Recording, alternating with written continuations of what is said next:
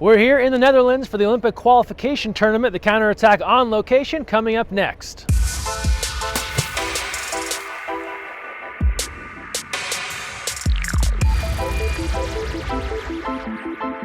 Hi everyone, Greg Mescall here for the counterattack. We're on location in Gouda, the Netherlands. It is spelled like Gouda, the cheese, but pronounced Gouda here by locals. It's the Olympic qualification tournament for the USA women's national team. They need to come in the top 4 this week to earn a spot to the Rio Olympic Games. So far, so good. Wins over Japan and Canada, Spain today, and it only gets harder from there. The quarterfinal match will determine if they go to the Olympics. We caught up with Coach Krikorian and some athletes about this huge week of water polo looking towards the Olympic Games. Yeah, it's a good start. I think our Japan game was excellent. I thought defensively we were really solid. Anytime you hold the team to 1 goal, it's a great game. And the Canada game, I think, was in spurts. Obviously, we're pleased with the result.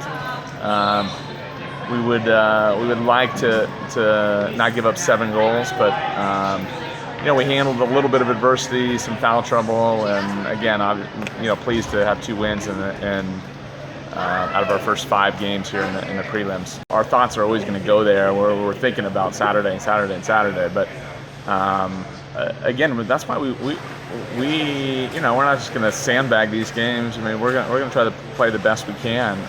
We talked a lot about habits and creating good habits and positive habits and habits in the way we play, and we want to be consistent through this tournament. Obviously, we want to try to play our best on Saturday, but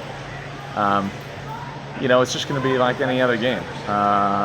Clearly, there's going to be probably a little more pressure, but at the same time, if we can just focus on what we're doing and how we're playing defensively and our attitude and our effort, then we'll be in good shape. Pretty excited to get our first 2 games under our belt. I feel like we've been waiting some time for this tournament to start, feeling prepared, but first 2 games went really well. A lot of focus on our defense and how we wanted to play defensively and holding our opponents to certain goals that we set, and just coming out with a lot of energy and being able to play in the pool that we've been waiting to play in for seems like forever now, but good first 2 games. Yeah, it's incredibly important to take it day by day and take it opponent by opponent. And when you start looking ahead or looking back in the past, that's when you're going to get in trouble and break that focus. So we played tonight against Canada, and that game's over, and now it's totally full focus towards Spain. And the games after Spain, that'll come when it comes, so just taking it day by day and really sticking to our game plans and focusing on one team at a time. Later in the show, we'll tell you about some big-time college water polo being televised this weekend, but the most important game on TV, it's the quarterfinal round from right here in Gouda, and this week, NBC Sports Network announcing they'll televise the big match for Team USA against an opponent to be determined. The game will air at 4:30 p.m. Eastern, 1:30 p.m. Pacific. There'll also be live streaming available earlier in the day via NBC Sports. Make sure you check with your cable provider, get the right apps you need to make sure you can watch this key game. It'll determine if Team USA is going to the Olympics, and you can watch it on NBC Sports Network. Now we turn to the National League. For the first time ever, the Men's National League ventured outside of the state of California. It went to Henderson, Nevada for a full weekend of action, Saturday and Sunday. At the end of it, New York Athletic Club USA Blue, they're still in first place, but we have highlights of 2 of the key games from over the weekend. Let's take a look at those now as we go out to the Henderson Multi-Generational Aquatic Center. Out to Henderson we go for the New York Athletic Club taking on Alumni. We start things off early. Brett Bonani goes 1-on-1 with the keeper. He wins that battle 1-0. New York goes ahead. Fast forward now, Tony Azevedo ahead 2-0, make it 3-0, delivering here on the skip shot. New York cruising. They're at the top of the standings for a reason. Next up, more Bonani. This from a little further away. He makes it 5-0. Alumni able to get on the board. Here's Griffin Lerman. He connects with 1:22 left in the first. That would make it 5-1 New York. Nikola Vavic will score here for Alumni, beating Merrill Moses, his national team teammate, with 33 seconds left, and Alumni a bit of a rally now, trailing 5-2. Early second quarter, Alumni working their way back a little closer. Connor Vergy, he'll start the scoring to make it a 5-3 game, but New York had an answer.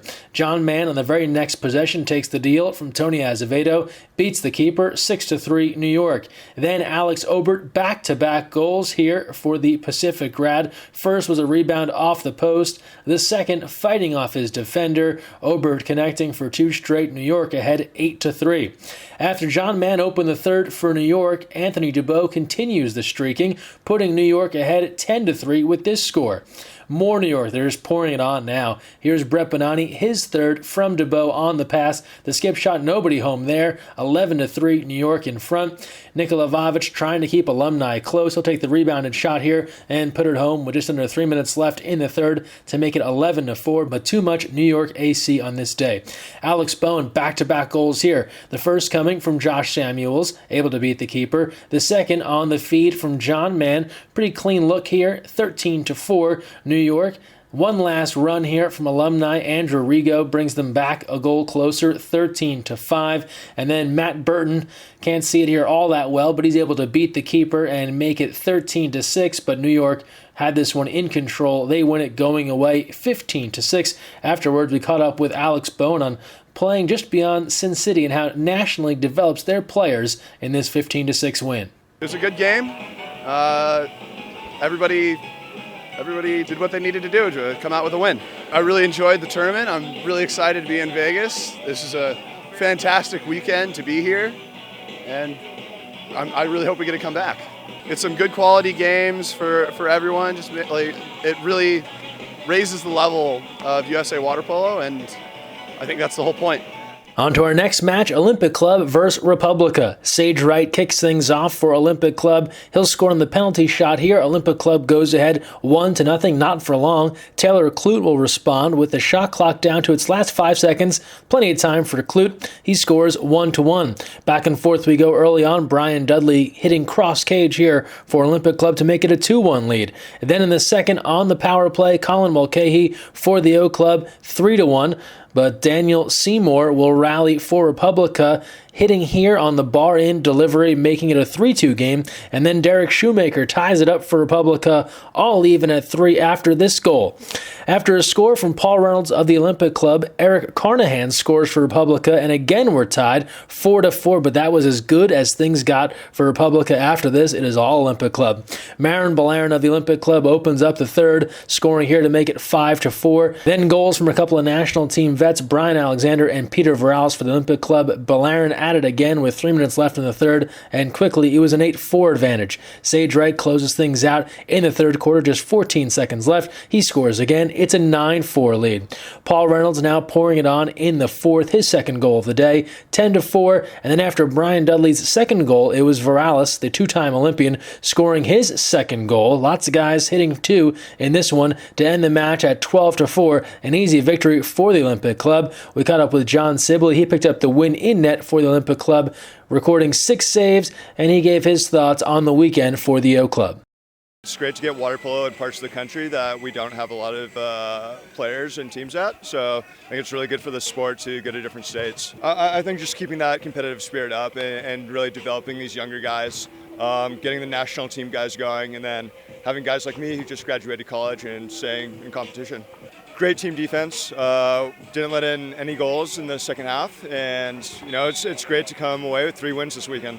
From there, we turn to high school water polo action. Boys and girls seasons in full swing around the country, including the state of Illinois. Still early in the boys season, but Naperville Central High School is having a great start. They competed at the Fenwick tournament. As you know, Fenwick, one of the best in high school boys water polo. Naperville had a great run this past weekend at the tourney. NCTV 17 was there to profile it. Naperville Central boys water polo made a run to the state quarterfinals last season. The Redhawks made it to Stevenson by beating host Neuqua Valley in the sectional final, before losing to eventual state champion Lyons Township. This season, the Redhawks return a number of key contributors from last year's state team, including all ILL Polo preseason first team members Kyle Jackson and Nick Walker. Oh my God! Don't forget about second team winger Philip Emden, along with Brian Calabrese and Jimmy Fox. Manning the goal this year is Phillips' lengthy freshman brother, Kent Emden. Naperville Central starting out 2016 on fire, rolling through the Naperville quad unblemished. Then again, going 4-0 in the daunting Dan Lynch Classic at Fenwick, featuring an 8-4 win over top-ranked Stevenson in the tournament championship. There's still a lot of water polo to be played, but it cannot be denied that this group of skilled returnees and talented newcomers make the Redhawks a team nobody wants to face in May.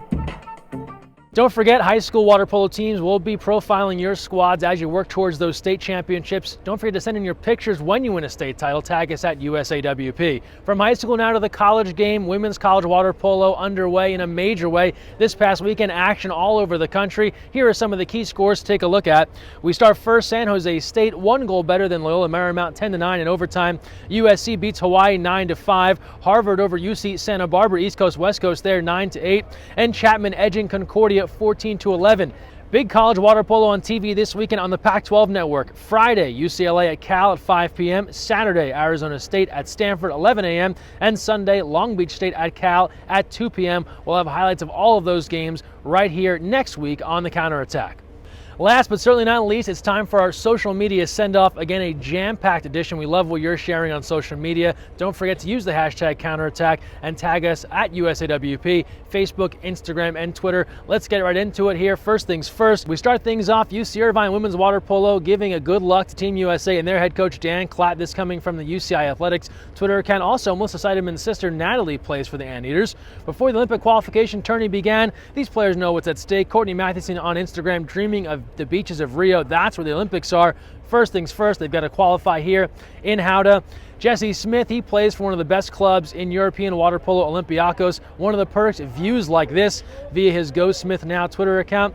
Olympic qualification in Gouda. It's all about the cheese here in the town named Gouda, Gouda, however you say it. Sammy Hill and Maddie Musselman having a blast at a cheese shop here via Sammy Hill USA's Twitter account.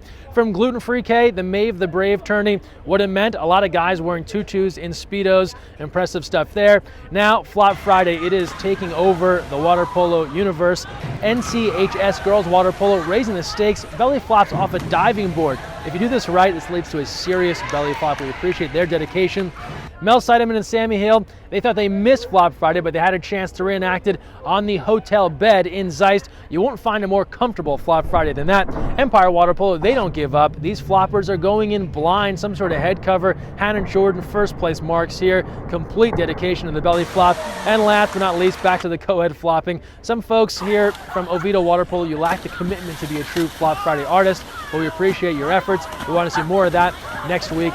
After that, it was St. Patrick's Day last week. Team USA's Coach Krikorian got caught in the mix with some crazy drawing here via Sammy Hill USA on Twitter. I don't think he knew what was happening when he posed for that picture. The CBS show The Doctors visited with the men's team last week for a future episode. All kinds of fun was had. Here's Coach Coker sharing an image from some of the interviews. From Instagram, Seabad Water Polo putting in a strong performance at the recent Turbo Cup. 3 Mama T with a photo on Instagram, great name there. And last but not least, is this a sequel to Entourage? McQuinn Barron and Alex Rolsa going Vinny Chase and Johnny Drama on us, taking the private jet out to Vegas. You can decide who's who, maybe someone's Turtle or E, I don't know. That's via Instagram. And that is our social media send-off. We love seeing everything you're sharing. Again, hashtag counterattack. And that is going to do it for this week's episode right here in Gouda. We're back next week with the results of the Olympic qualification. Thanks for joining us. And don't forget, when you're on the counterattack, even here in Holland, look weak side.